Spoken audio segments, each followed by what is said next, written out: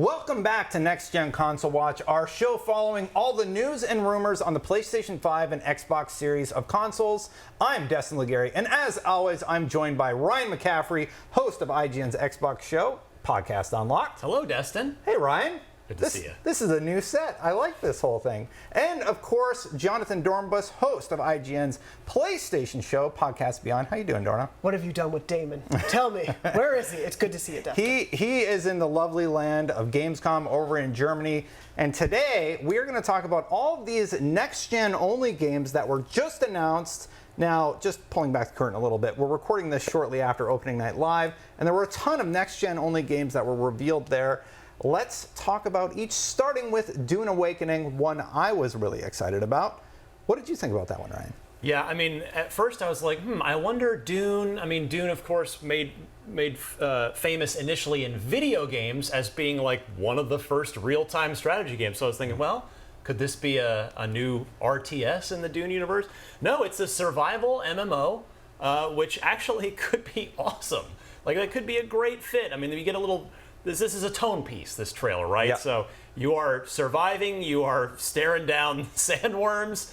There will obviously be other players to cooperate or contend with. And yeah, this what's interesting about this is that it's pulling from both the original book and the more recent film that did huge money. So Dune is very much back in the public consciousness, and this game could, if they nail the survival gameplay here with the connected online aspect of it, this could be a really huge game, and there's a lot of potential for it to be an awesome game too. Yeah, they talk about how you said they're going to take inspiration from the books and the movies, but also kind of have their own fun with the universe. They mentioned vehicles in the press release and a few other things, but this one was really exciting for me to see because I love MMOs and playing games like this, so I'm excited to see where they go with it. It's fair. Did you like it at all? I thought it was a really cool looking, as Ryan said, tone piece. I'm not the biggest MMO player, so I'm very sort of like picky, I guess, because it's easy for me to get hundreds of hours lost into a game if I let it. But I think this is a game that will lend itself to an MMO style and survival style game almost immediately. I can already see the sandworm raids that you'll go on. Oh yeah, with how many dozen other players, right? Exactly. Building up, obviously we've seen, especially in the recent film, the sort of different vehicles and bases and types of options that you could imagine spiraling out from there. So I think it's an MMO that almost writes itself, so I'm curious to see how they take advantage of it. Yeah, it's from Funcom. They made Conan Exiles, which was quite popular, so let's see what they end up doing with the Dune franchise. Next up, a sequel, actually, to 2014's Lords of the Fallen. The Lords of the Fallen takes place 1,000 years after the first game, and it's set in a world that's sort of split between different realms of being alive or being dead. Ryan, did this one do anything for you? I confess I didn't play the first one. It's on Game Pass. Well, that's the thing. There's no excuse now. Yeah. But yeah, next gen only here. It is very strange to call it the Lords of the Fallen when there is a popular and successful game of their own making called Lords of the Fallen. So I guess it worked for Suicide Squad and the Suicide Squad, so why the heck not? But yeah, again, like action RPG, definitely going to be a long tail on this game. But it's clearly been in the works for a while because Lords of the Fallen was 2014. Yeah. It's 8 years ago already. So it'll be great to see this take full advantage of next gen. And I'm always down for a good action RPG. I mean, it's just a genre that, if done well, can be endlessly entertaining. I love the Souls-like elements of the original. Did you get to check it out? It's on PlayStation Plus Extra. Oh, is it? I think I played a little bit of it way back in the day and never beat it to sort of any extent. But yeah, I think especially knowing how that genre has evolved, but sort of the place Lords of the Fallen had in it, I'm curious to see what they do with this spiritual successor / reboot / remake / not remake, but sequel / whatever it ends up being. I think maybe they just really loved the SEO power of that title and didn't want to give it up, I guess. But yeah, I think it's cool that they're playing around with the universe. I always like the ideas of like, well, it's set way after, it's going to be within this world, but take a lot of different paths to it. The trailer, again, as a tone piece, was really cool. So I'm hopeful for this one. Next up, next gen only, Atlas Fallen. This was one that I really enjoyed during opening night live. It uses a lot of sand abilities. Now, Dornbush, a lot of people were making comparisons to Forspoken, a PlayStation exclusive. Did you see any similarities? I mean, you certainly see that, I guess, with the especially with Forspoken, you see a lot of manipulation of like particle effects and a lot of things going on there with elements and things. So I think that makes sense why we were getting that on initial pass. For what this is going to end up playing like, though, and we're still waiting to play Forspoken as of this episode as well, could end up being very different games. I like the idea of sand is such a, such a just easy to like fall apart sort of thing, but we all as kids made sand castles if you went to the beach as a kid, and so it's kind of like, what if you could use that as a really cool weapon or as a power? I think there's a really nice idea there, and unless you're Anakin Skywalker, it probably sounds like a good idea. So I think this one could look really cool. Again, we're going to have to wait to see a really deep dive into the gameplay and everything, but I'm for the idea quite a bit. Yeah, this trailer opens up. It shows off a lot of time manipulation in sort of a cutscene fashion, but then we actually do get a brief glimpse of gameplay. Ryan, this is coming to PlayStation 5, Xbox Series X and S, and PC. Did it do anything for you? Yeah, I mean, it looks fresh and original, and I'm always game for that, because this is, this is not just your average sci-fi medieval fantasy thing or either or. It's there's some originality here, and I really appreciate that about it. I mean, when the biggest thing I can complain about from the reveal is the woefully generic title of this game. It just sounds like it came out of a random video game name generator. That's fine. Like, I'm sure they'll figure that out. But no, the game itself, like, there's a lot to like here, and it's clearly hinting at some sort of cooperative aspect with the second player there, which, yeah, there is a lot of potential with this. I love the art direction. The whole sand aspect of it clearly allows for plenty of creativity, and you can make a weapon out of sand and make you can make any kind of weapon out of this. So. Eager to see more here. Yeah, you make sand weapons, you hunt sand monsters, and you level up with the sand. And eat sandwiches. And eat sandwiches. That's not true. We'll find out. Maybe. The next one we actually don't know too much about. We know it's from Obsidian and Bethesda devs, and that is Wordsong.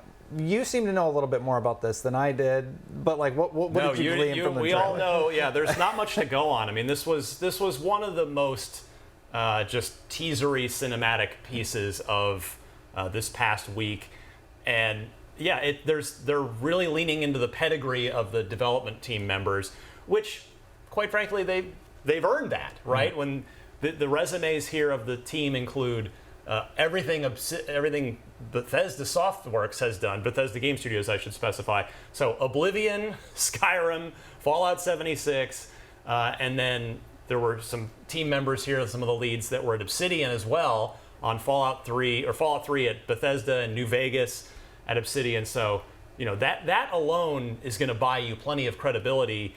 We don't get a particularly great idea of exactly what this is going to be. It's clearly there's some creepiness going on, which sure, why not? Let's do it. But spoiler warning, I Googled a few facts about it. It's set in Portugal during the Middle Ages. It will explore an alternate history set in medieval times where the player inhabits an unreliable narrator voice and is an RPG. And it's an RPG, so yeah, that much is a given.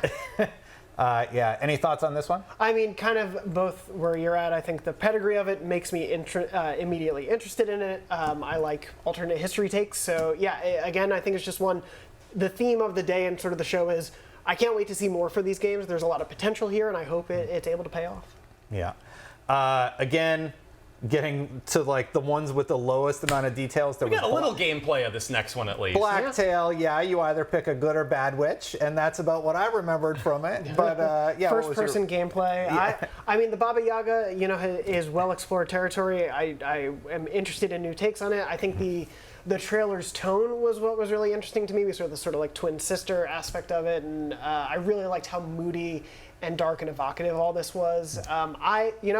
A first-person sort of supernatural-esque horror adventure game is very much up my alley. Yeah, with a bow and arrow as being one of your primary weapons plus spells. Like, exactly. That sounds great. And next gen only means it's gonna look good. Yeah. So yeah, there's and Focus has very quietly, that publisher has put they've put together a nice umbrella of games. Yeah, they have the new Plague Tale game coming right around the corner. There's the underrated Sherlock Holmes games there. They've got a lot of good stuff. And the other Sand game we were just talking about, Atlas, is also being published by them. So like so many of the games that we saw, largely that was it. And what was the one from Leslie Benzies? Oh, Everywhere. Yes, yeah, that was one of the first ones we saw at Opening Night Live, and so thus one of the first new next-gen games we saw this week.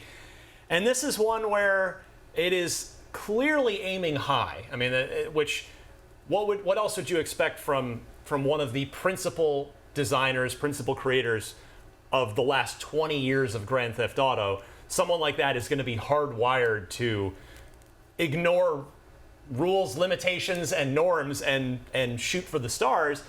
And this, there's clearly a lot going on. The ambition factor is there. I mean, we saw vehicles, we saw some just like shooting mechanics, but also clearly hints of user-generated content and social game elements. This seems to be a game that's being built for you to never leave once you are in it. A bunch of different locales and biomes and art styles, and it's I think intentionally vague, this reveal, but when it's Leslie Benzies, the benefit of the doubt is immediately given, and I'm really intrigued to learn more. I mean, user-generated, these things have been done well individually, but all of this stuff in one game, I'm not sure we've seen pulled off really well. So my one thing about this game, and I'm not questioning any talent involved here. It's quite the opposite. I'm very respectful of the talent involved, but Leslie is used to having effectively an unlimited budget. Rockstar North is going to get as much money as they want and as much time as they want. I mean, we're seeing that as we wait in, I don't know, what is this, year 8, year 9 of waiting for Grand Theft Auto 6. But they get that time, they get those resources, and then they raise the bar. I'm curious if Leslie's new financiers, his new investors, have wallets that they're willing to dig quite as deep into as Leslie's used to. So still a lot of unknowns with this one, but intriguing to say the least. Yeah. Did it do anything for you? Any concerns with it? I mean, it's one of those things where especially anything that clearly relies on user-generated content is going to live or die by the people who are making that stuff, and how accessible it all is for people, and how much of interest it is, how easily available it all is. So I think a game like that is what it's going to come down to. Obviously we have a wide variety of games like that, whether it's stuff like a Minecraft or a Roblox, or really dedicated audiences on console, even with like Dreams and things like that. So the potential for a game like that is there. There's obviously audiences for it, but I think it's going to come down to what the tool set is, what it offers, how immediately available it is to play, and we'll have to see. There were a few third parties that we should mention, stuff like Dead Island 2, Under the Waves, and a few that were announced before. We wanted to focus on the new announcements, but of course there was Goat Simulator 3, Gotham Knights, and I think there was one more also. Hard Space Shipbreaker, which has been on PC, now coming to next-gen consoles. So that's and coming this year. So it's another game, something else that's actually going to ship in 2022. Yay! Yeah. One other big announcement during Gamescom was the new PlayStation 5 controller, the DualSense Edge. PlayStation, that's definitely your category. What was your reaction? I'm really glad to see it happen. I think it's something that PlayStation fans have wanted for a long time, especially given that Xbox has had an Elite controller for a very long time. We've seen some third parties try to tackle this. We've seen PlayStation put a back paddle attachment out there for people at the end of the PS4's life cycle.